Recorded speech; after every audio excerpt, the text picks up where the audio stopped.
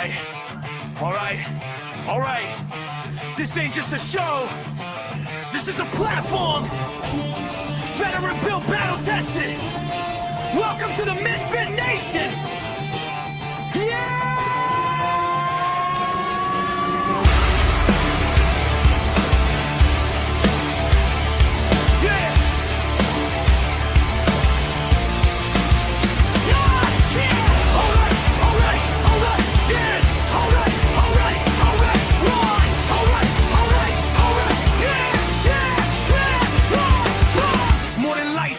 In a room, built from boots on the ground, now we breaking the rules. 2 vets, 1 leader, painting the sound, turn scars into sermons, let them echo around. Artists with truth, musicians with fire, actors backstage chasing something higher.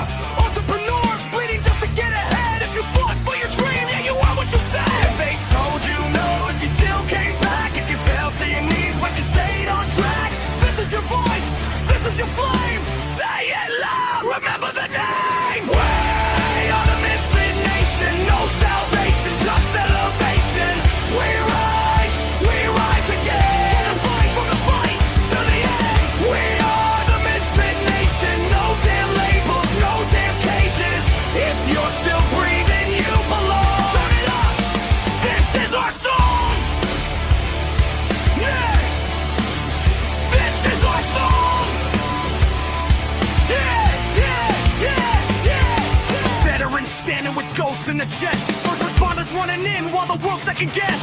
Gold star names carved deep in the soul. Your story ain't over, we carry the whole. Coaches teaching mindset, breaking the chains, turning barely alive into owning the pain. Truth over polish, scars on display. If it's real, let it bleed. That's the misfit play. If it's heavy right now, and the dark feels close. If it's heavy right now, and the dark feels cold. If it's heavy right now, and the dark feels close. It's Submarine right now. We're the more than you know. Don't walk alone. Veterans press 1, bring it home. Don't trade forever for tonight. You're still needed in this fight. We're the Misfit Nation, built from scars and dedication. We rise again. From the fire, from the fight to the end. We are the Misfit Nation. Every voice is fabrication. From the silence to the scream, we're strong. Welcome home, you belong.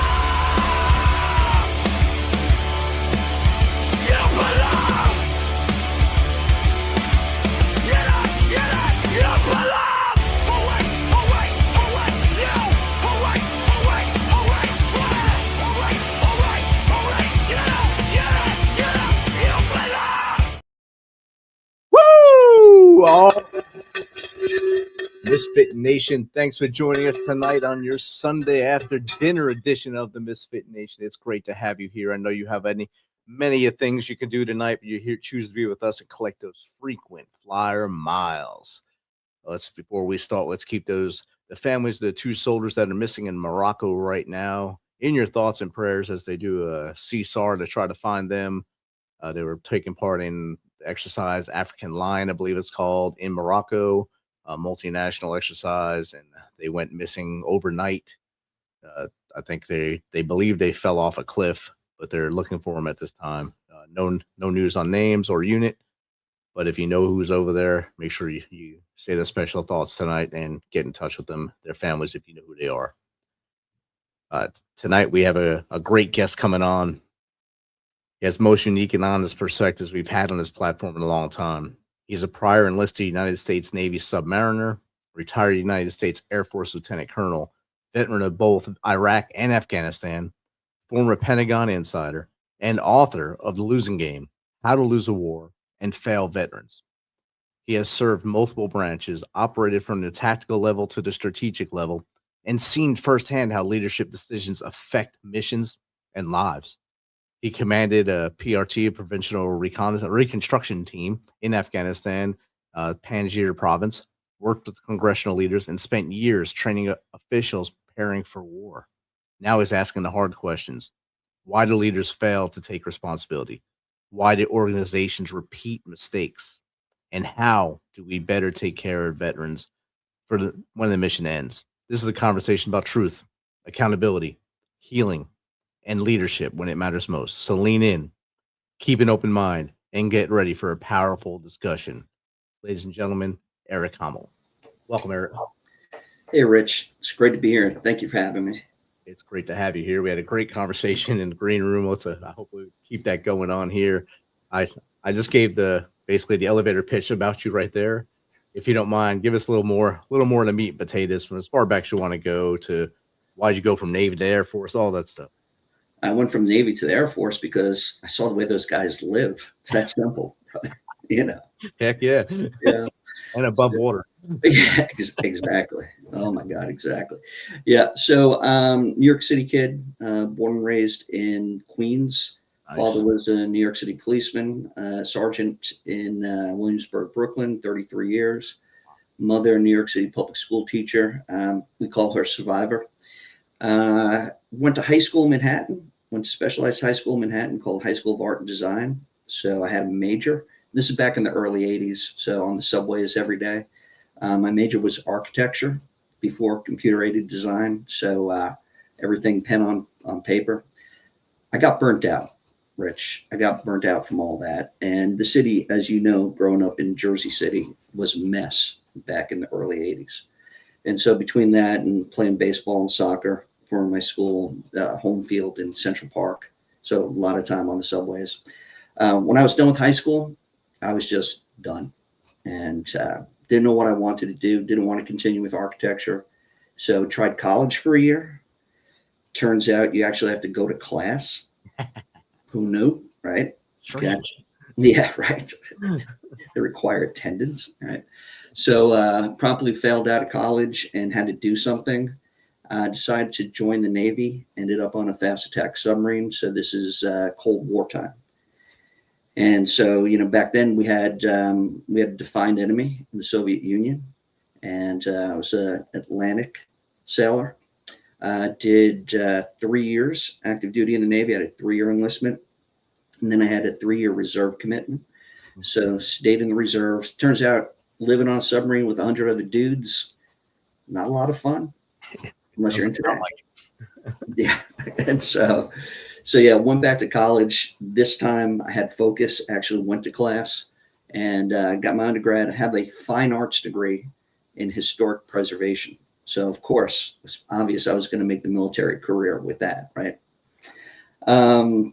Being facetious, of course, right? So went to grad school after undergrad for city and regional planning. Was married with a child back then, and my marriage wasn't great. And I was just kind of figuring out what to do, you know, with my life beyond grad school and trying to preserve my marriage at the same time. And I just happened to be sitting next to a soldier, a former or a junior officer who's now in the same, you know, grad school program as me. And just out of the blue, he knew I was still in the reserve. I was in, you know, active in reserve Navy at this point for close to 9 years. And out of the blue, he says, you know, do you ever think what you would do if you had to do it all over again? And of course, my immediate response was not get married, right? And he's like, no, with the military. And I'm like, no, I never really thought about it, you know. And he said, if I ever had to do it all over again, I would have joined the Air Force. You ever see the way those guys live? And that's the first time I started thinking about that, right? So family, you know, still had a desire to serve and all that. And so every question, the answer became the Air Force after that. And so I decided to pursue a commission, got accepted to officer training school, got through that. Air Force made me a command and control officer. So working command post stuff up in Minot, North Dakota for 3 winters. We don't call them years, we call them winters up there. And after surviving that, Air Force sent me to DC. As a logistics planner. In DC, though, I eventually became the officer in charge for Air Force ceremonies. And so, you know, each branch of the military has band, honor guard, chaplaincy, and so on. So I was writer, producer, director. I loved it. And especially my responsibilities up at Arlington National Cemetery. So I was responsible for high-level funerals at Arlington. It's primarily generals, astronauts, and repatriations. And Rich, are you familiar with repatriations? Yes, it's when we find we're giving back bodies like in Vietnam, or the teams go over there and find them in battlefields back. Right, exactly. And so I was in that job 2000 to 2001. Okay. And if there's ever a happy funeral, repatriations come the closest, because you're looking about 25, 35 years after the fact, after Vietnam, and we're bringing these guys back home. And we averaged around half a dozen a year at that time. And a lot of the moms were still alive. So to actually bring back those remains and have that chapter closed for those moms before, you know, they move on into their next life, really, really meant a lot. And that's when I fell in love with Arlington. And I mentioned that because now that I'm retired, I have a small business, and I give tours specifically of Arlington National Cemetery, and we can talk about that later. Left that job in July 2001 and reported to the Pentagon. So obviously you can do the math on that. A couple of months later, September 11th, I would be attached to the Pentagon for 10 years. I don't recommend that to anybody. Wow. Okay. Yeah. And we'll get into that as we talk. But in between my time in the building, one deployment to Iraq, late 2004, early 2005 with the Army, even though I tried to avoid you guys. And and then I did 3 years up on Capitol Hill as a legislative liaison on the House side. And just for your listeners, each branch of the service has a small group of people physically up on Capitol Hill. Typically, we're wearing suits, so we blend in, but we're kind of the connective tissue between Congress and the Pentagon to make sure nobody gets super stupid. So, yeah. So it was next to impossible, obviously. Okay. But great experience, right? So I got to pull back the curtain, see how things work there. I supported NATO Parliamentary Assembly on Capitol Hill. So Afghanistan's a NATO mission. And there's, you know, when we think of NATO, we think NATO as a military construct. But in order for that to work, there has to be a political, you know, construct, political oversight. That's NATO Parliamentary Assembly. So I got to see Afghanistan for 3 years from a political perspective, and traveling with members of Congress to places like Afghanistan, Iraq, on congressional delegations, traveled with 3 governors to Afghanistan and Iraq as well, because they had guard troops that were federalized. So I got to be a fly on the wall, got to sit in those meetings with the ISAF commander, the International Security Assistance Force commander, U.S. generals, with the ambassadors, with the CSTICA commander, Combined Security Transition Command, Afghanistan. Got to go out to field locations. So I got to see top level, and then I got to see guys out in the field and what they were doing. And what I noticed is that there was a huge disconnect between leadership and guys out in the field. And so that got me thinking, okay, so what do I do next in my career? And I convinced myself that I could set the standard for winning in Afghanistan. All right. If I can set the template for what winning looks like, and winning meaning transition, the final phase of warfare, and we'll get into the phases of warfare as well. And I can come back because I have access to power, right? Because I'm working with Congress, you know, folks back in the Pentagon. Well, I can explain this to them. I can illustrate what winning looks like. It's not going to be perfect, but you can learn, right? So I was fortunate enough to get command of a provincial reconstruction team in Panjshir province. 3 main responsibilities: security, governance, and reconstruction. Now, in my particular case, since we didn't have any maneuver in that province, the province is a state, there are 34 of them in Afghanistan. Since we didn't have any maneuver there, I owned the FOB, so I was the ground battle space commander as an Air Force guy. Wow. And so I had soldiers on my team. I had 1 sailor, a bunch of airmen, and my security force were actually in Mujahideen, right? And so went 3 months through 3 months of Army training at Camp Atterbury, a little bit at Fort Bragg as well. prior to deployment and all that. We can get into all that.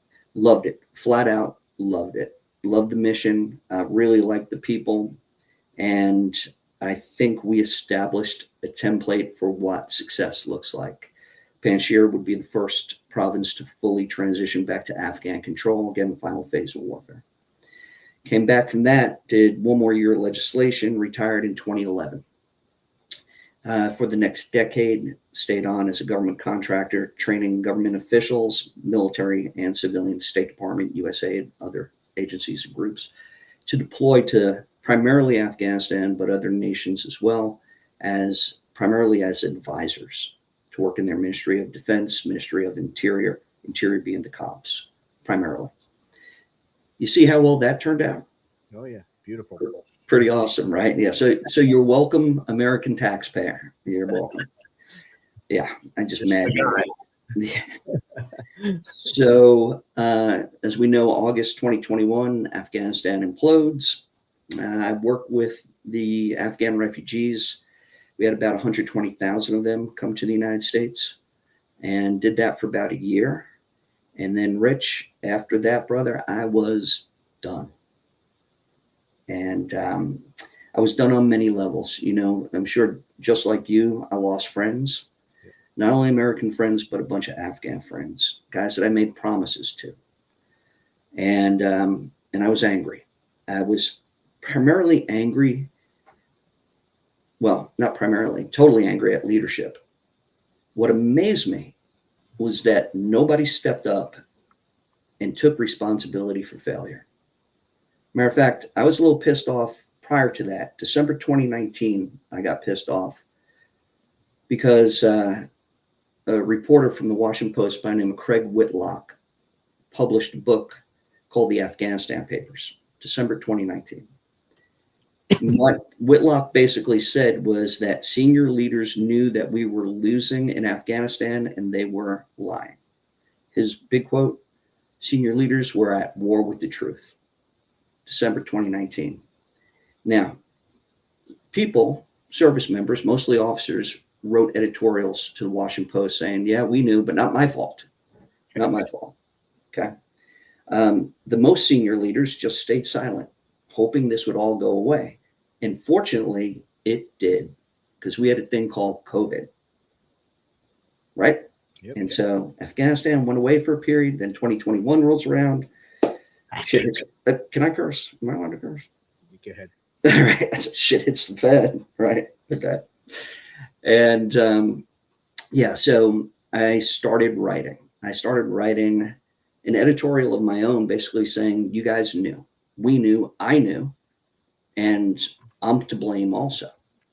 And I just kept on writing because I figured, okay, nobody's going to listen to an Air Force lieutenant colonel say that he knows anything about Afghanistan. Right. And so I had to tell the full story. So I produced The Losing Game, How to Lose a War and Fail Veterans. So by definition, to sum up, I'm a loser. Wow. I mean, that's an arc of a story there. I mean, you went from living in the darkness of a submarine underwater to going to Minot, North Dakota, basically in the cold for 36 months. And then you get sent to the swamp. You get to the Pentagon. 10 years in the greater DC area before moving over and doing things overseas. That's a lot of stuff to do before and then finally see sunlight and things like that. So that's amazing. And you mentioned Atterbury. I get to go to Atterbury now a lot now with my day job. We go train soldiers there, and I can't imagine the hardship pay you were getting there as an Air Force guy at Atterbury, because that's way below Air Force standards up there. I managed. I roughed it. I had a special pillow topper. It was nice. Oh, yeah. Look at it. There you go. I'm sure that's why they put the pool in up there. Yeah, exactly. Yeah, see, but you got to see both sides of it, from the Pentagon hallways to then being as a PRT commander and basically a cop or FOB commander as well, seeing both sides of the coin and trying to sell that to both sides, saying, hey, this is what's working, but you're saying this on that side by the time it gets down to Joe and Josephine, it's a totally different story. And we have, as we're fighting, the warfighter doesn't listen to anything that's happening at the Pentagon. They listen to one commander, maybe two commanders above. And that's where the line stops for them. And everything past that's noise. But that noise is what's fueling the war. And that's what we're all seeing now as with the talk about NATO and the talk about everything that's going on in Iran, Ukraine, or anywhere else in the world. It's all noise, but the dudes that are on the ground, they're just doing what their commander right above them is telling them to do. And that's where that big disconnect becomes. You're absolutely right, brother. And, I got to get to a point in my career where I was training PRT commanders. So First Army called me in to do their final training. And I wound up asking them, what is your mission? And I'll be honest with you, I was really disappointed. After 3 months of training, I heard things like, my mission is to go with 68 and come home with 68. Oh, wow. And these are lieutenant colonels. These are Navy and Air Force primarily. We even eventually Navy incorporated SEALs as far as PRT commanders. After 3 months of training, going to Afghanistan, again, to work Reconstruction, security, and governance, the foundation of a counterinsurgency, you think your job is to go with 68 and come home with 68. So what that tells me is that your mission is to preserve your career. Yep. Because what you're saying is, if I don't fail, and failure would be losing a troop, then I will get promoted to full colonel. That is my mission. My number one mission is to become full colonel. Yeah. You're not going to say it outright, but I know it because I know you guys. I was one of you, right? I was fortunate enough to actually go to Afghanistan realizing I was going to come back and retire. So I had no desire to make full colonel. But if that's your mission, and if that's what you're now preaching to your troops, what does that do to your troops? Does it mean that, you're not going to take any risk? Does it mean that you focus on, again, just self-preservation? You might as well stay inside the wire at that point and right after deployment. Yeah. And so, and that's just one example of the failure in Afghanistan on the, the equivalent of the battalion level. But obviously it goes much higher than that. And if I could just kind of step back in time, when I was working with Congress, my first trip to Afghanistan. So this was with three governors, governor from Rhode Island, Colorado, and South Dakota. And, I'd served in Iraq. And so I have an idea of what war looks like, right, give or take. And I remember going to Afghanistan and just seeing things differently, right? And I'm thinking, wow, war in Afghanistan is actually kind of pretty good, right? Because we're on the embassy compound.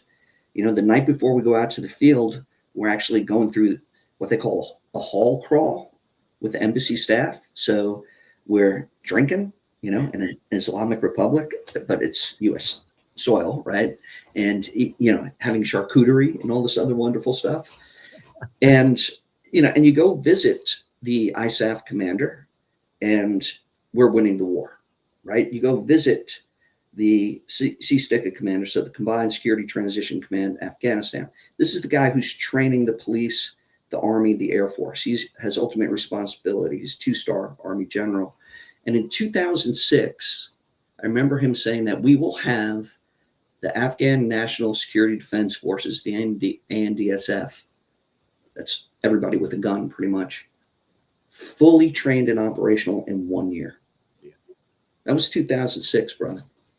Okay. When I came back in 2007 with members of Congress, in 2008, we will have the ANDSF fully trained equipment ready. And that was every year. Right. And so the question becomes, are they not good at their jobs, or are they lying, or do they truly believe it? and then they don't accomplish it, which makes them, in my opinion, bad at their job. Yeah. But yeah. Or were they holding out for us to leave and get all the training? Or were they holding out for their next position? Yeah. And I'll just prime the pump here a little bit. So when I was in Afghanistan and a new task force came in, so led by a 1-star, and I submitted, we were in country for about 3 months at this point. So I submitted my campaign plan to him, basically saying that, that my objective is to reach the final phase of warfare, which is transition, basically give everything back to the rightful Afghan owners. And his response to me was, Eric, slow down, right? The North Atlantic Council, NATO has not defined transition. And I said, yes, sir, I understand that. I've been in those meetings for the past 3 years. Okay. So let me try. Okay. I know I'm not going to hit all the boxes. Okay. There's going to be a lot of failures along the way, but let me try, can learn from my failures, hopefully learn from some of my successes and so on. Right. Does that seem reasonable to you, Rich? Yeah, 100%. Yeah. Okay. His response was, Eric, you don't understand. I fully expect to come back to Afghanistan as a division commander. Wow. So what is he telling me? Is he telling me, I'm going to give him, I'll give him the benefit of the doubt. He's telling me that no matter how hard I try, I will not be successful, and he will put on his 2nd star. Yep. Worst Case scenario, what he's saying is, don't even try, because I need to put on my 2nd star and I need a wartime command. Exactly. To push the next one. Yep. But who am I to judge? Yeah. Hey, the writing's on the wall. It's there. You don't write these lines. They write them themselves. So and so you have to look at incentive. Yep. Or in this case, I think you have to look at perverse incentives. Right. So I'll give you one other example here. So are you familiar with the big government contractor DynCorp? Oh, yes. Right. Okay. So DynCorp had the contract to train the Afghan National Police in Panjshir, about 600 Afghan National Police. They had that contract for 3 years. Okay. So when I took command in Panjshir, the Army had just switched over from DynCorp, because they were getting sued by the government for not doing what they were supposed to do, to a military-centric police mentoring team, PMT. So I had Army MPs, I had a squad of Army MPs on my team, a couple of civilian law enforcement professionals, some local national attorneys. Now, as I briefly mentioned, my father was a New York City police sergeant. So he went through the police academy in New York, which lasted about 6 months, right? DynCorp was training them for 3 years. Okay. All right. So obviously these guys were awesome, right? Okay. SWAT level. Yeah. No, they sucked. Yeah. Okay.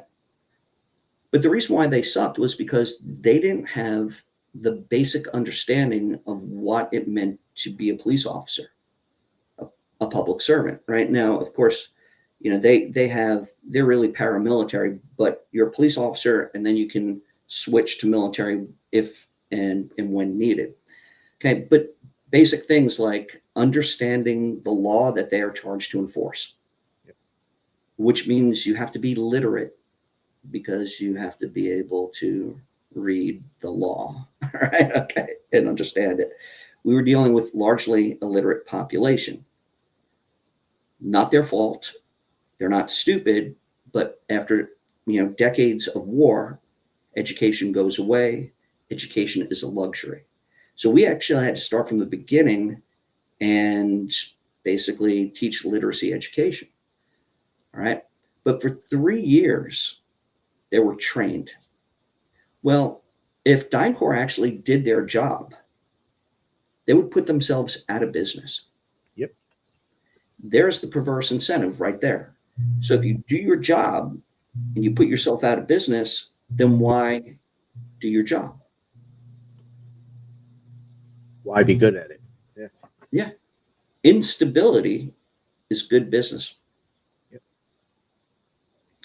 And, just to go further back, when President Eisenhower was leaving the presidency in 1961 and JFK is coming on board, of course, Eisenhower, 5-star general, 2-term president, he gets on TV, his farewell address, he warns the United States public of this thing he terms the military industrial complex. 5-star general, two-term commander in chief, beware the military industrial complex. Well, this year, and keep in mind, we are a country not at war, right? So for a country not at war, our budget, the Department of War budget, is over $1 trillion for a country not at war. Strange. That's pretty good business. And it helps to have a boogeyman. It helps to have an enemy. Yeah. It definitely does. And just right where you live right now, you can't drive. I'd say you can't drive on any of the 95s for more than 10 minutes without seeing one of the big names in the industrial complex. Raytheon, Boeing, Lockheed. Yeah, exactly. And they're really close to the Pentagon. Yeah. And the only one you probably won't see is Halliburton up there because their big headquarters is in Texas. Texas, that's right. Yeah. You'll see all the others though, all the subcontractors, SAIC, and all that stuff up there. Yeah. You can't drive that far in, even if you ride the rail. If you get on the metro, you're going to see it at almost every stop. You'll see one of their signs, or even advertised on the rail. You'll see it. So it's not going anywhere because it has to be there to keep everything flowing. It's kind of crazy that way. And that Eisenhower back in the 50s was able to say, beware of this. And now we're 70 years later, still letting it grow. And I got to just make sure I'm clear here. I'm not arguing against a Department of Defense or a Department of War, against the services.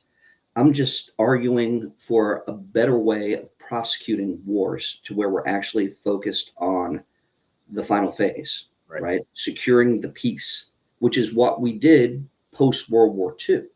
We secured the peace, right? So we defeated the enemies, but then we had a thing called the Marshall Plan, which secured the peace, right? And just for the benefit of your listeners and viewers here, just real quick, I want to define the 5 basic phases of warfare, okay?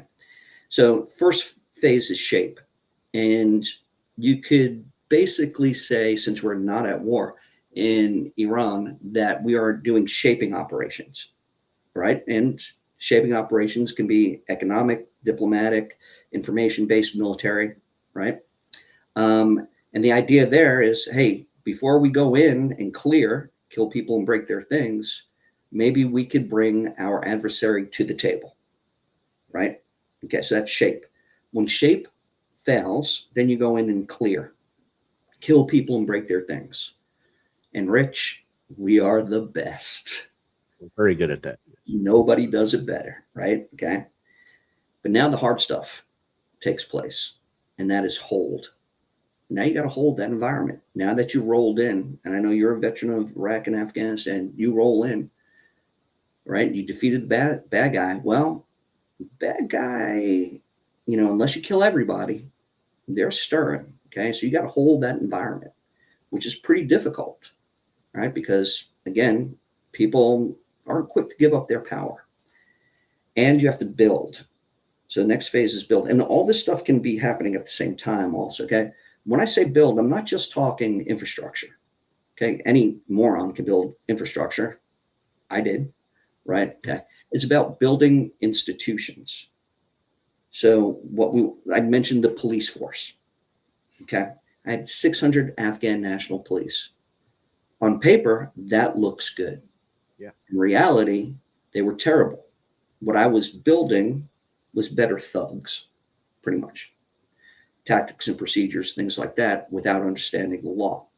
And so I had to build their capacity to become effective policemen that society could trust and look to protect them. Okay, so again, in build, we're talking about security, governance, rule of law, society, and the economy, right? And then last phase, transition, give it back to the rightful owner as allies, like we are now with Japan and Germany. right? And so, again, those 5 phases are really key. And when you think, or if you think that war ends after killing people and breaking their things, then you are woefully mistaken. But that's pretty much our mindset, because we don't have an organization that then does hold, build, and transition very well.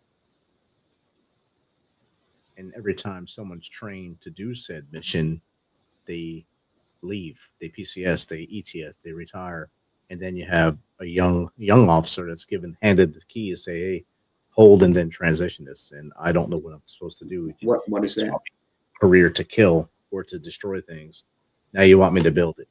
It doesn't make sense to me, and it doesn't work because it'll keep happening the same way. Exactly, and because it's all ad hoc, right? Yeah. We don't have a standing stability operations force, although in Department of Defense, Department of War instruction, the military is supposed to be able to perform stability operations at the same level and level of proficiency as combat operations. Sasso. Yeah. Really? I never went to stability operations school until I trained to become a PRT commander. And even then, I just learned how to be a soldier. You learned the cream of it. Yeah. Hey, So, for you went down a little bit. You went from the cream, then I had to see how the commoners live, my friend. Yes. us little folk. Little folk. Then you give up on the Friday lobsters. Hey, you know what? Yeah, you can't skimp on the lobster and the steak on Friday, brother. There you go. Or Taco Tuesday. There it is. Yep. My best friend since second grade, Joe Paglegan, he was a lieutenant colonel, retired from the Air Force as well. He was the PRT commander in Capisa, and he was sharing the same stories you're sharing now about Panjshir. Great, yeah, he was a great American J-Stars guy, and he did that, and he was disgruntled a little bit after that because of the same things you're saying. And it's hard for a leader to go into those situations and then think everything they've trained for their whole career doesn't matter because you're doing something completely different and you're only doing enough to move the pawn a little bit and then come out there for the next guy. It doesn't work that well. And I think both you guys and all your brothers that did that stuff were put into a deck, given a deck of cards you couldn't really deal with, and you had to work with what you had. Yeah, it's an interesting point. You say the deck of cards that we were dealt.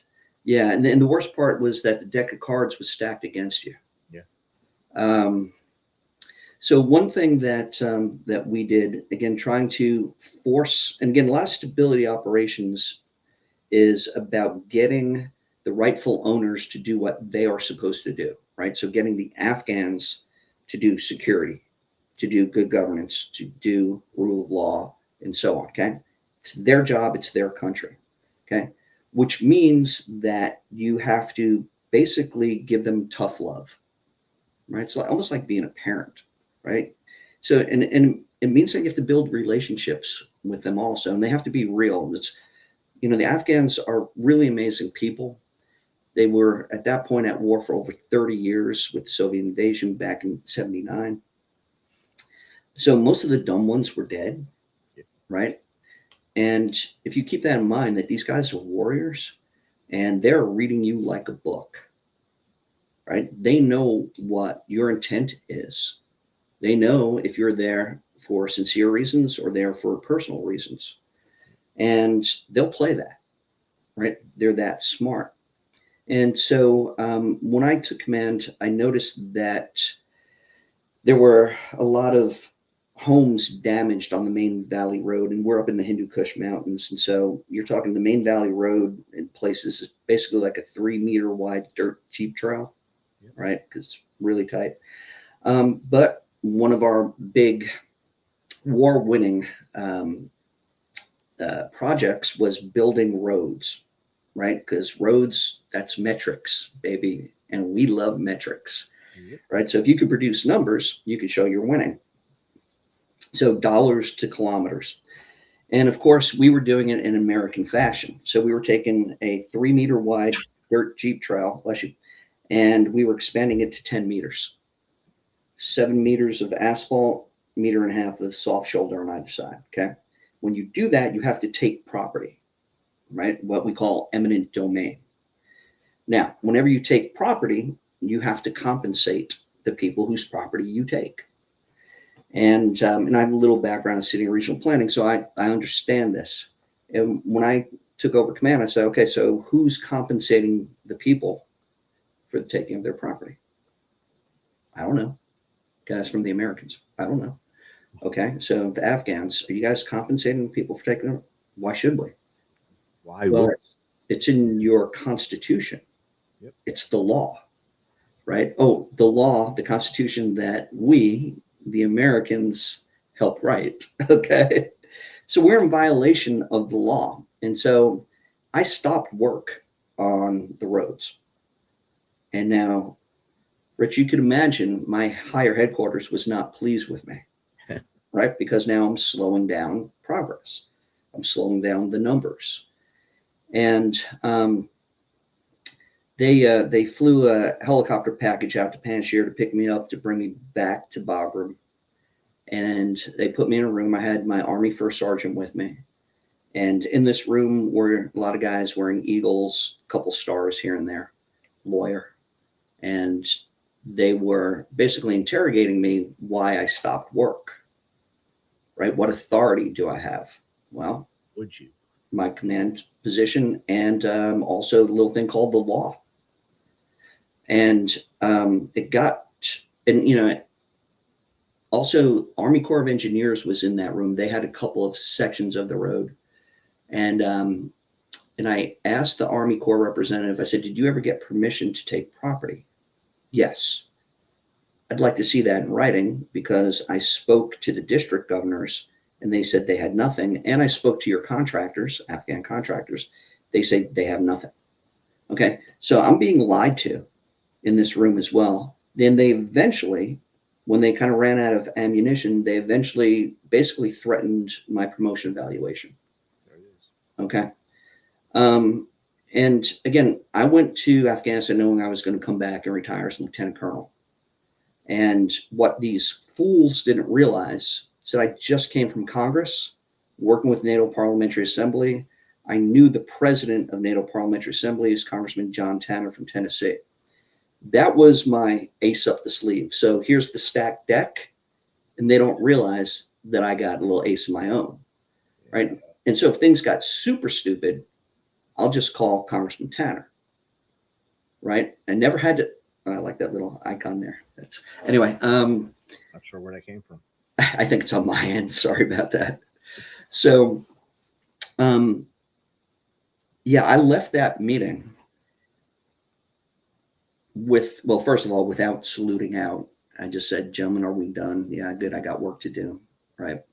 And that just kind of solidified my resolve. And I was just like, forget all this, because these guys, you know, just want to have their promotion evaluations look good because they're hitting the numbers. But yet we're making these poor Afghans suffer because we're not compensating them. Right. And eventually we got 531 families compensated through the contracts themselves. The contractors paid because there was a provision within their contracts. But I mean, that's the kind of stuff that we were up against. And it's easy to just go, yes, sir, in that situation and get right back to work. Yep. You know, again, I was just at the end of my rope and I volunteered for that job to make it right. But I you know, quickly realized what we were up against and I knew we were going to lose. Yeah. It's a horrible feeling, especially when you're frontlining it. Yeah. Absolutely. Absolutely. The audience here. This is from @Buswheel. Eric, what was the biggest disconnect between strategy and reality in Afghanistan? Well, you have to define the strategy, right? Okay. So what we wanted was an allied nation in Afghanistan, right? We wanted a friend, the United States in the region. And you have to kind of keep in mind that Afghanistan holds kind of a key position because on one side, on the east side, there's Pakistan. They have nuclear weapons, and they're not exactly friendly to the United States, even though we try to keep them friendly. They used to house this guy named Osama something or other, right? Okay, so that's Pakistan on one side. The other side, Iran. Okay, north of that is a bunch of stands, Turkmenistan, Tajikistan, Uzbekistan, and a little sliver of China, right? Yep. So if we can have this nation, right, and we're doing nation building, right? If we can have this nation as an ally in the region, right, that's pretty significant to counter any of those other countries. Now, and just look at Iran now, where we're having issues with basing and flyover and things like that. Well, if we're in Afghanistan, that's a quick little jaunt, right? Right next door. Okay. So the strategy is to build a strong, stable, secure Afghanistan able to stand on its own, right? And that's basically the counterinsurgency strategy. The other strategy is a counterterrorism strategy, and that is to disrupt, dismantle, defeat Al-Qaeda and its affiliates, right? Counterterrorism, counterinsurgency, stable Afghanistan, friends with the United States. That's the strategy. The disconnect. Well, there were plenty of them. And one of the big ones is that we were not countering that insurgency properly, right? So if we're building a foundation of security, well, doesn't it help if the police know how to read and write? Doesn't it help if the soldiers know how to read and write? Doesn't it help if the Afghan army leadership is not fudging the books, claiming more soldiers than they actually have so they can collect their paychecks, right? So the implementation on the ground was just subverted by one word, corruption. Okay, across the board, corruption. And so security was corrupt. Government was corrupt. Okay, my governor in Panjshir, who I love, I called him Tony Soprano, looked and acted just like him, loved the dude. He's no longer with us. He would take 10% from every contract, right? We were pumping a ton of money in there. And I finally got to the point, it took me about 7 months to get to the point where I had a discussion with the governor. And I said, sir, I'm going to list everything that you're doing that I know of, okay? Because I want to be honest with you, right? Whether it's taking 10% off the contract, but he was providing security, if it's gun smuggling, if it's letting drug running through the province and all that stuff to pay off others, it's complex. It's okay, this is what I know. But as your friend, I want you to know what I know, okay?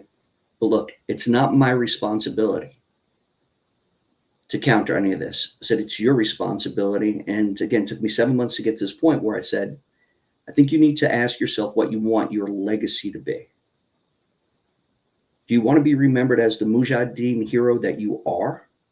Okay, because he got into it with the Soviets quite a bit, Medal of Honor level, okay? So do you want to be remembered as the Mujahideen hero that you are? Or do you want to be remembered as a corrupt governor? And that's the first time I saw Tony Soprano dip his head, right? Okay, because everybody else was doing it. It was okay. But now he started thinking about his legacy. All right. And so again, corruption is cancer, whether it's in the security, governance, rule of law. Oh, here's a good one. So who provides justice in Afghanistan? Primarily. Taliban's really good at it. That's one of the reasons why they came to power. All right. And so if you go to a Afghan government official, prosecutor, and you say, my daughter was raped and I need justice. And he opens up his desk drawer and he says, you know, put some money in my drawer and we'll look into it. You know what? I'm going to go see that Taliban commander right over there down the road because I know he's not going to ask for money. All right? Right. Okay. And then society and economics. So if you're raising crops, if you're a farmer and you go to market to sell, you're getting shaken down by public officials. If you can't put food on your table because of corruption, that's a problem. right? And so the big disconnect between the strategy, the counterterrorism, counterinsurgency strategy, and building a strong, stable, secure Afghanistan, and the implementation, the big disconnect, corruption. And we let it happen. Yep. And a lot of it's, I guess, written off as, oh, that's just how they are. That it's okay. And that's what, you know, that's a funny thing. So later on in life, when I was doing my training, I wound up working quite a bit with a Marine 2-star who was responsible for logistics in Afghanistan at one point. And he told me that we allowed 10% corruption, 10% in fuels. We allowed it. And I was thinking, if you allowed 10%, then the Afghans said, okay, 20 it is.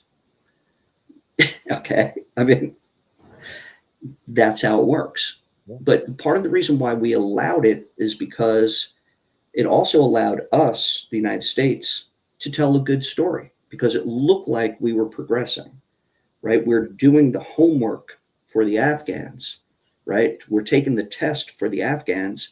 And then this was the quote I love, putting an Afghan face on it, right? When we should be putting an Afghan ass into it. yes. Out of love. Deep love. Yes. For real, right? I mean, because we want these people to be our allies, right? And but it's tough love. Yeah. And to actually be successful in the future. Yeah. And that's a big disconnect. Mm-hmm.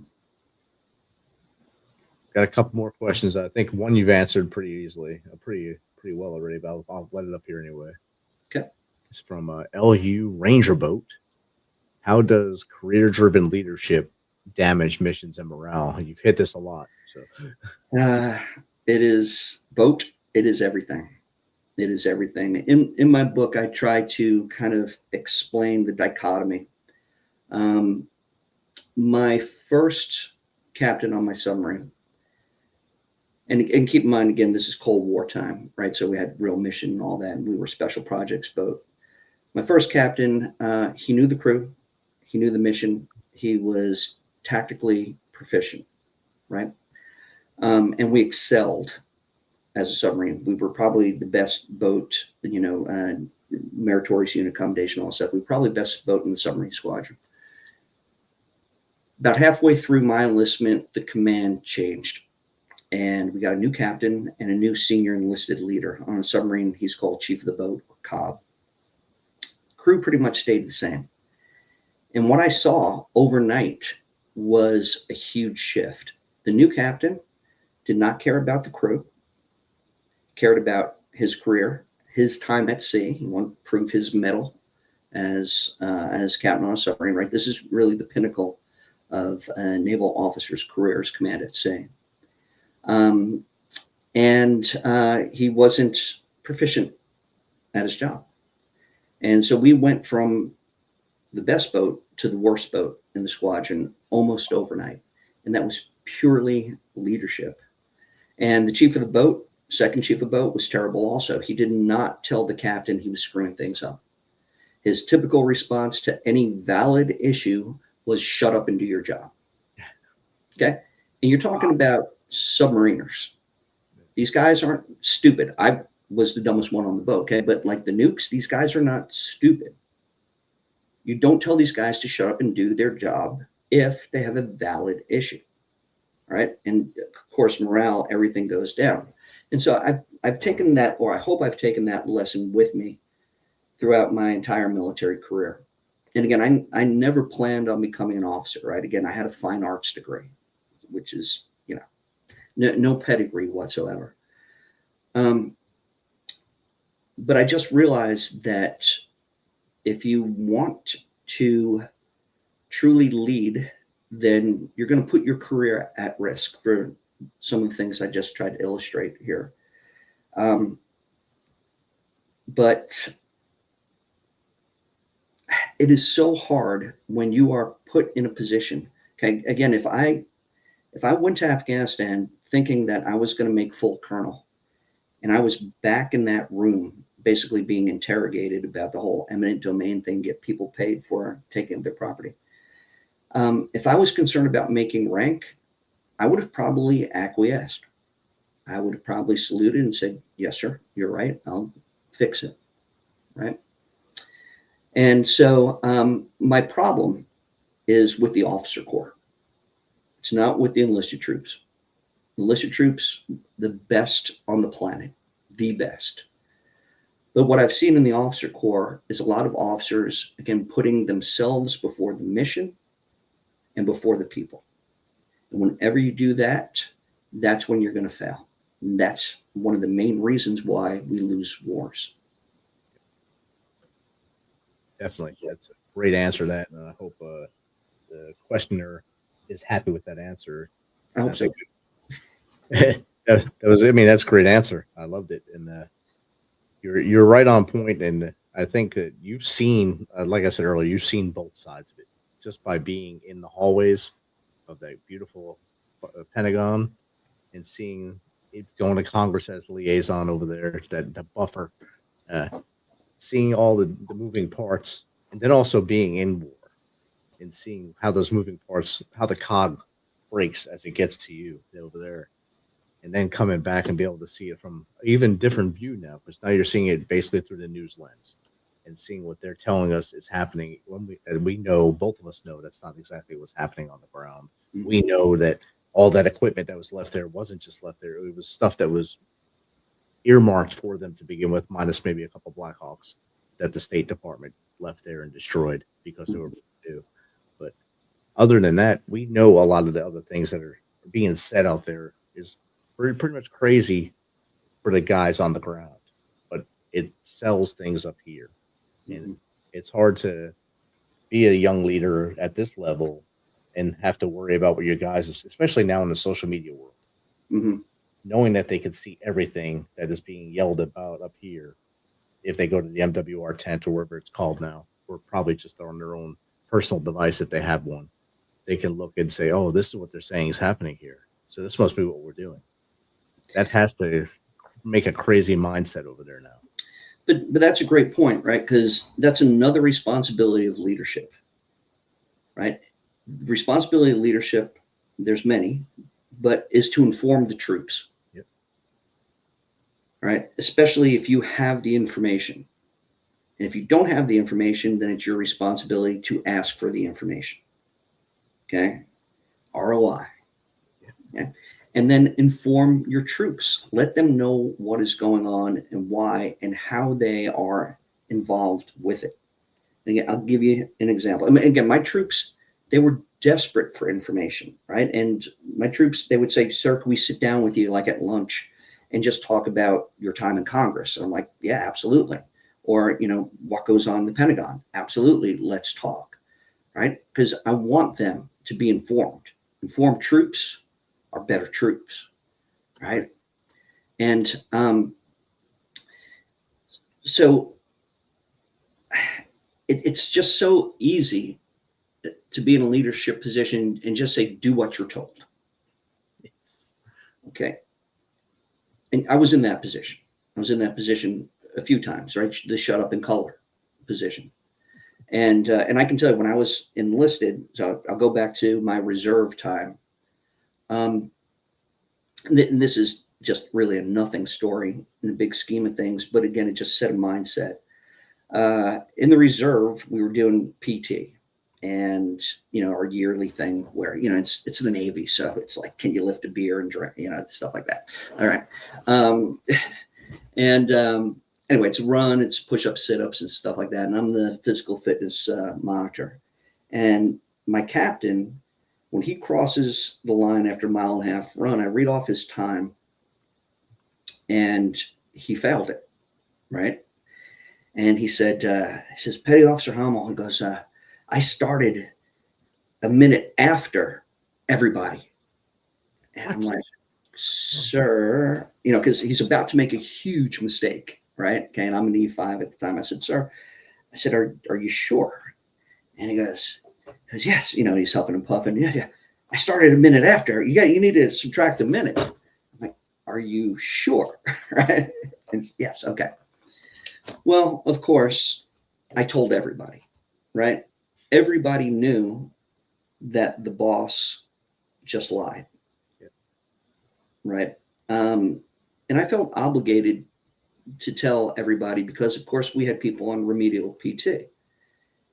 So we had other folks who, had to get out there and run and do everything else like that as pretty much extra duty, but the captain didn't. Okay.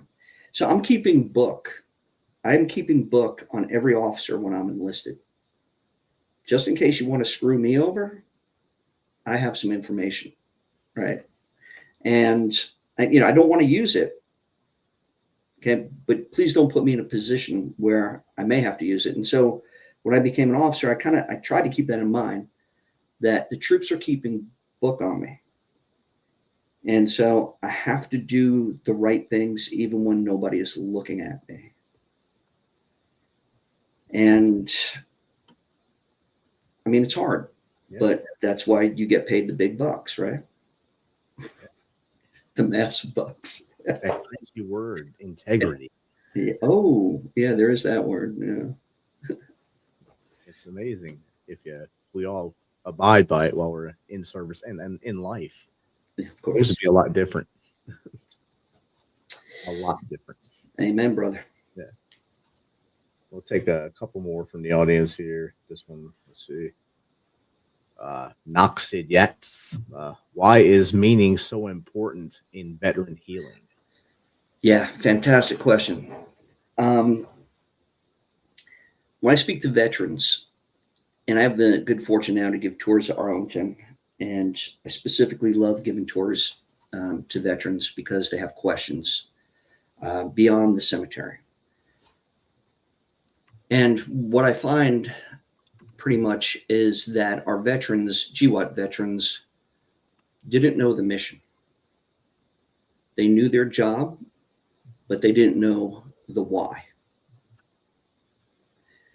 And so if you do not know the mission, and if something tragic happens, how do you put that into context?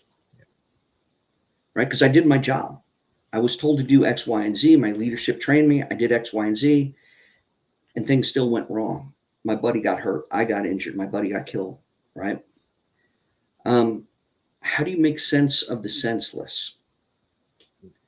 And so the meaning is understanding the mission. And the second part of my book, the failed veterans part of my book, I talk about what I think I discovered was a decent way to treat war-related post-traumatic stress. I called it immersive prolonged exposure. And I have to go to my training days here. So post-military, I'm training folks initially to go to field locations in Afghanistan, right? Like the PRTs and others. And eventually I switch over to the Ministry of Defense Advisors program. Again, we're training government officials to be advisors. And we're getting some former soldiers now as DoD civilians coming through the training. And there's this one former soldier, his name is Tyler Kurth, Captain 10th Mountain. Tyler was in Afghanistan doing a police advising mission. And one day, an Afghan national policeman who he and his guys training, they're taking a break, remove their body armor, and this one Afghan national policeman decides it's a good day to start killing Americans. He kills two of Tyler's guys. Tyler gets in between the shooter and the rest of his guys. Tyler takes 3 rounds, okay, from an AK-47 without body armor. Tyler pretty much calls in his own 9-line for he and his guys. Obviously, he survives. So it's now 7 years after the fact, and he's going back to Afghanistan as an advisor, civilian. And I'm his mentor going through the training. And the first scenario that we do, and the training that we're doing is live, immersive, interactive theater. Have you ever been out to Muscatatuck Urban Training Center? Oh yeah. Yeah. So you know about Muscatatuck. Yeah. So you know how we've recreated Afghanistan with the market and all that other stuff and the villages. Yeah. And so we had phenomenal role players as well. The first scenario that Tyler is going into is going to be with the Afghan National Police. Okay, we've got jail set up, everything, right? It's legitimate jail. And so he's going to go right back into the lion's den. And as his mentor, I pull him aside the night before and I said, oh, by the way, Tyler was recommended for he was nominated for the Medal of Honor, didn't receive it. And I pulled Tyler aside and I said, okay, Tyler, look, here's the deal. I'm not going to give away the entire scenario, but obviously, you know, you're going to meet Afghan National Police tomorrow. Things have the potential to get pretty sporty, right? And, you know, and I don't tell them this, but they're going to be waving around an AK-47. The Afghan police are dealing with post-traumatic stress of their own. They're going to tour the jail. There's going to be a prisoner being beaten. As Americans, we can't have that. That's gross violation of human rights. It's all this stuff that's going on. And I said, so Tyler, tell me what you want to do tomorrow, right? And he said, yeah, I've been thinking about it. He says, I want to take the lead. Okay, dude, you're a brave man. All right. And then we'll mission plan. We'll do all that. And Rich, he was the best I've ever seen. Wow. The best. Okay. When this Afghan national policeman started waving around an AK-47 in his face, Tyler says, sir, I understand. You sit down, we'll discuss this. We'll understand what resources you need. I understand what your guys are going through. He de-escalated the whole situation, right? And kept everything on track. Amazing. Anyway, end of training, we do traditional Afghan dinner, you know, food on the floor, man dancing, all the good stuff. And I'm watching Tyler across the room, and he's interacting with all these Afghans, you know, they're on their traditional garb and all that. And he's laughing, they're hugging it out. And afterwards I catch up with him. I say, so Tyler, you know, because look, we've been blowing you up. We've been shooting at you. You've been put in these high stress situations. And I've been worried about you. I've been worried that we were going to basically, you know, just full blown post-traumatic stress here, right? Just exacerbate it. And I said, so tell me about your experience. And he said, for the past 7 years, I've had nightmares just about every night. And I've been through all the PTS protocols. And he says, out here, living on a fob, traveling in Humvees and Blackhawks, I no longer have nightmares. And I'm like, okay, hold on, right? And then he says the most important thing. He says, I now understand the mission. I'm like, hold on. You were an Army captain, 10th Mountain. What do you mean you didn't understand the mission? And what I said earlier, he goes, I knew my job, but I didn't know why. He goes, I now understand the mission. Okay, pretty amazing. So I kept in contact with Tyler. He deploys. He's doing really well. Comes back. He's doing really well. Another soldier comes through the training. Similar results. He's feeling better. Right? And I start looking into how we're treating veterans with post-traumatic stress, with war-related post-traumatic stress. And I come across prolonged exposure therapy. And Rich, I'm sure you're familiar with prolonged exposure therapy. A little bit, yeah. Where? Yeah. So just for your listeners here. So prolonged exposure therapy is basically where the psychiatrist, psychologist takes the individual back to the traumatic events and re-exposes them to those events. Okay. And the idea is for you to basically confront it and control it and conquer it. And it's done in a clinical setting. Well, what I think we discovered was the next step in prolonged exposure. And I called it immersive prolonged exposure, where we take the clinical setting and we move it to, in quotes, Afghanistan. We put these guys back on mission. We give them a do-over, right? We explain the mission and we put them into the thick of it. And so wrote a white paper on that, had a bunch of psychiatrists and psychologists review it. I knew the chief operating officer of the VA at the time, tried to get her and others to just come out to government training. Just come on out. Okay? Tell me if I'm full of crap. But we're having success and we're not even trying. Yeah. We're doing training. We're not doing therapy. Right? And brother, nobody came out. Wow. Right. And so eventually I went back to Congress, right? Because I kind of sort of know how that works. Got with some lobbying friends of mine, lobbyists who one guy was in the Air Force with me. And got with Senator Patty Murray out in Washington State. And got with her military legislative liaison. She liked it. She set up a meeting with the head of clinical studies out at Washington State University. He reluctantly came to Muscatatuck because the senator's office told him to, with a colleague. And after a couple of days out there, he said to me, he said, Eric, when we were told to come out here, me and my colleague here, we said, this is just going to be a waste of time, right? So we came with a negative view. It said after the first scenario, we looked at each other and we said, oh my God, he has something, right? And he said, Eric, I will get the money to fund immersive prolonged exposure. Wow. Well, cool. We're off to the races.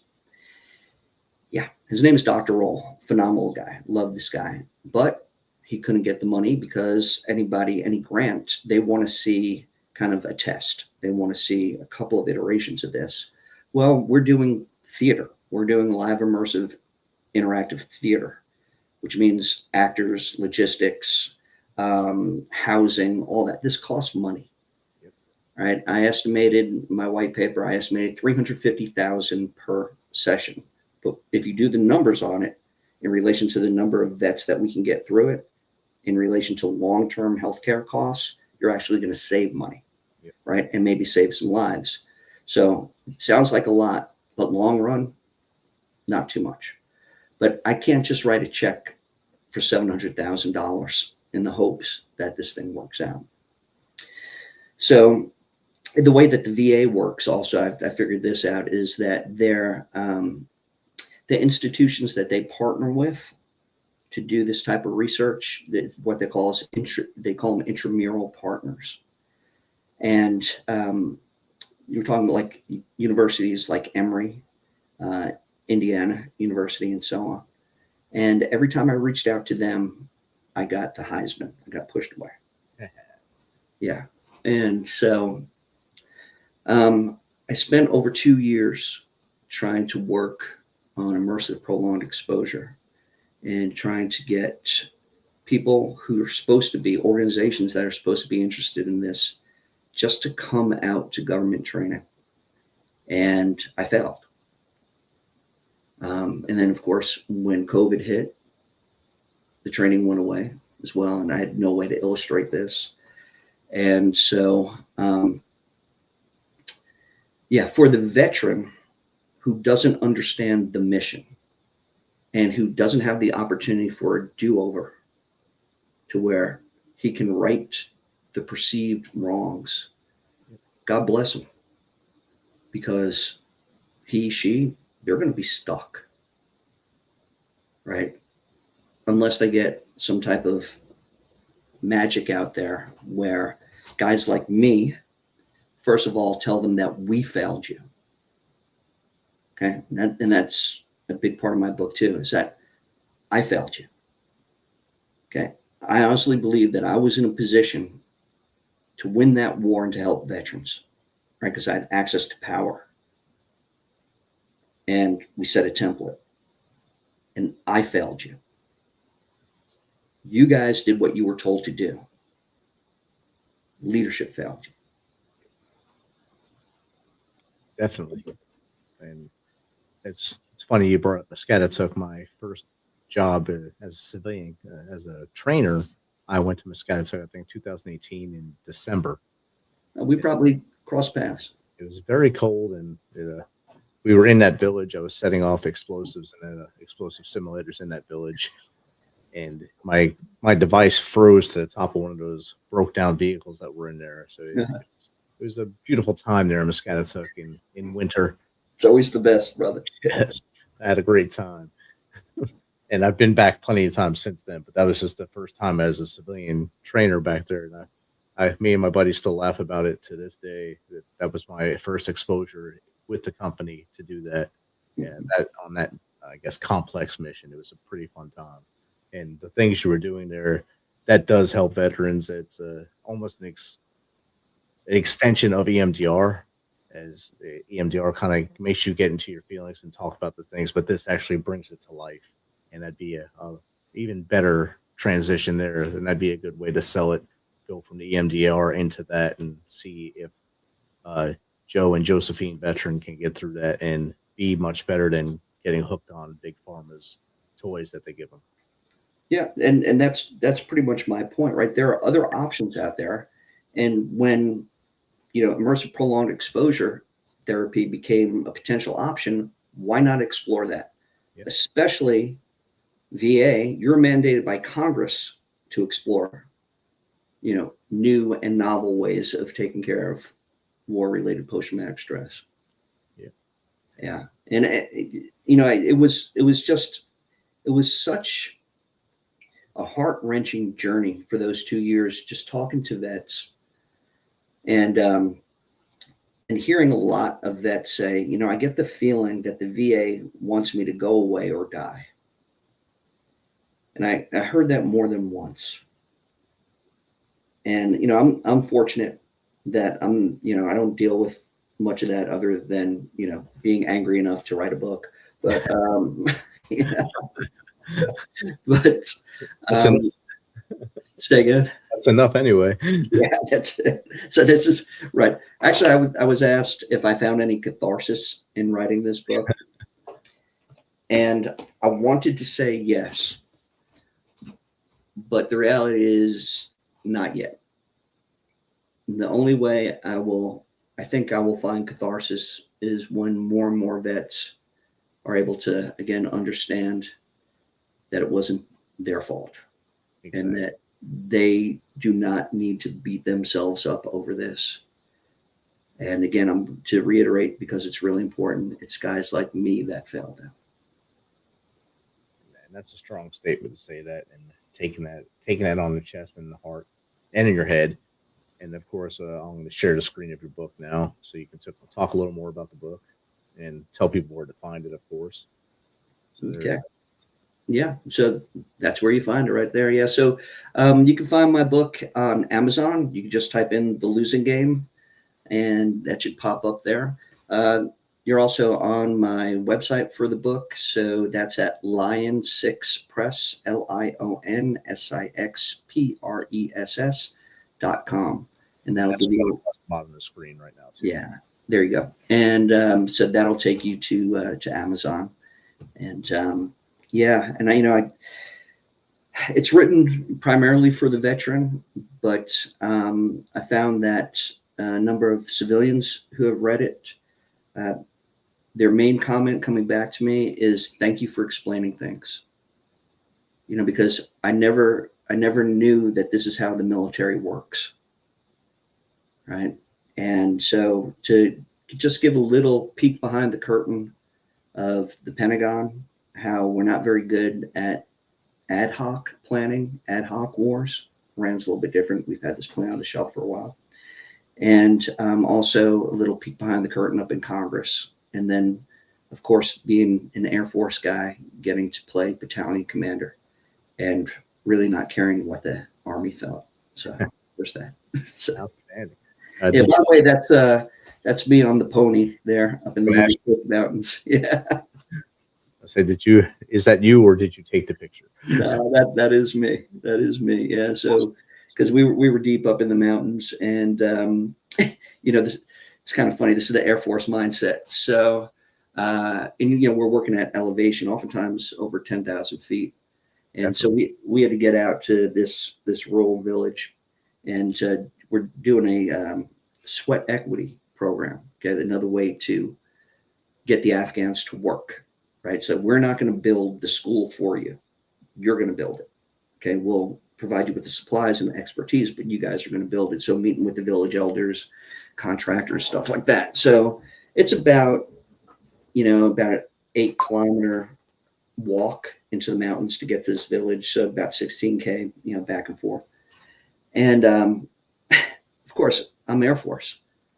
We don't walk if we don't have to, right? I can contract for horses and get up on horses, let them walk. So, here's a fun one for you, Rich. Change the tenor of this a little bit. So I have gold spurs. Nice. Yeah. Yeah. You got your mount me hat too? Yeah. They didn't give me a hat. They gave me spurs. Be sure to see you got to ask for your mount me hat. Yeah. Mount me. Yeah, that was from my Navy days. I'm over that. Anyway. Outstanding. If someone in the audience wants you to maybe be on their show or just to chat with you like I did tonight, what's the best way to get in contact with you? Sure. So you go through Lion 6 Press. Again, there's a way to reach me there. Also, you can go through my tour business website as well. And so that's at vigilancetours.com, VIGILANCETOURS.com. But yeah, Lion 6 Press will work, and you'll just see a little contact me blurb down there. Just hit that. I just put the tour website up in the chat for everyone that's listening or watching later. It'll be in the chat as this minute comes up. Yeah, and so they have all your links. They know where your book is. Now we have to ask you the softball question that we ask at the end of our show here.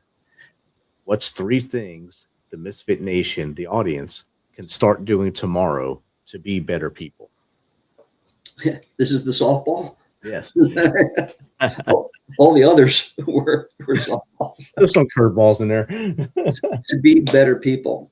Don't listen to guys like me, that's for sure. No, that's number 1. So in my book, I talk about what I consider is the key leadership trait. And I call it give a shit. Right. And again, it's easy in terminology, but difficult in execution. And so give a shit means that you care about everything else that you're responsible for more than you care for yourself. You care for the mission more than you care for the people more than you, right? Again, simple terms, your troops eat first, right? Okay. So again, give a shit. Simple in terminology, difficult in execution, and that's what separates the good leaders from the bad. Number 2, the golden rule. Treat others like you want to be treated. All right? And one of my best weapons in Afghanistan was humility, respect, and empathy.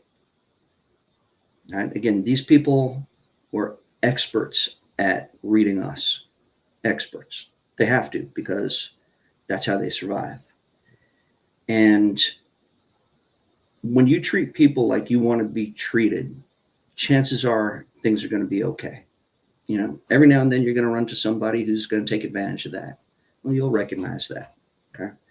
But, talk about, imagine, you said if everybody actually lived their lives with integrity. Imagine if everybody lived their lives under the golden rule, what this world would be like, right? No problems.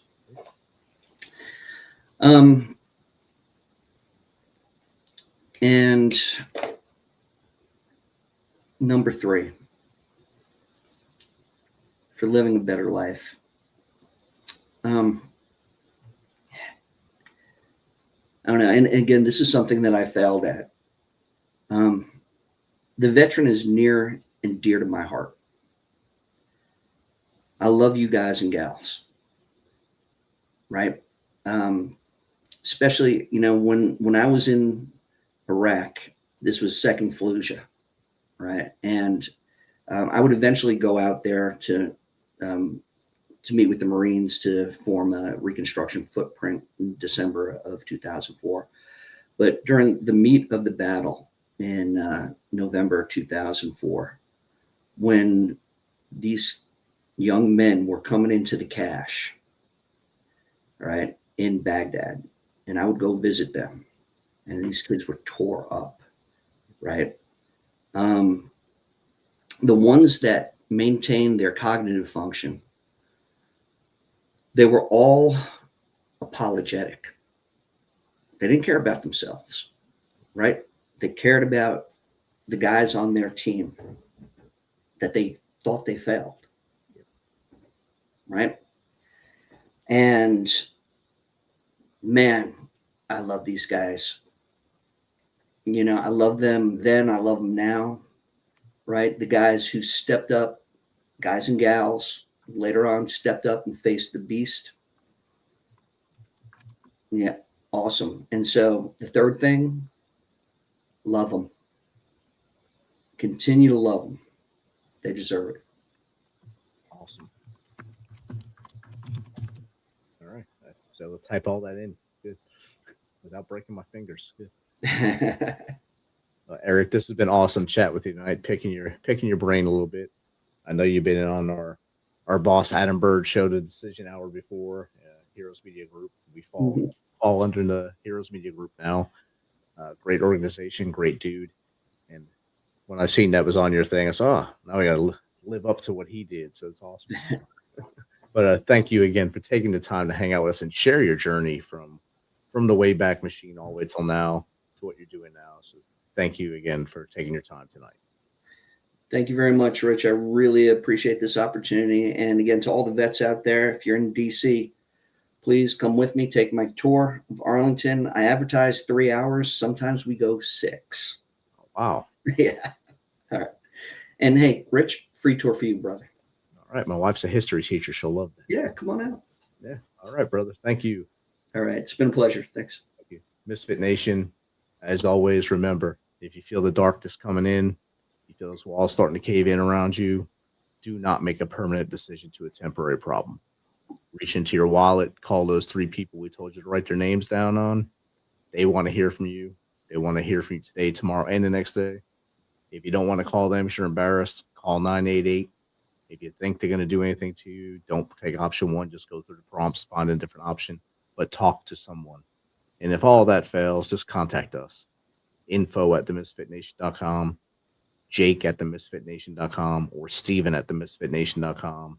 We will get you on the phone. We will talk to you while one of the other ones of us call someone local to come make sure you are all right and get you back with us, because the day tomorrow is 100% better with you in it than it is without you. Until next time, Misfit Nation, be humble, stay hungry, and keep hustling.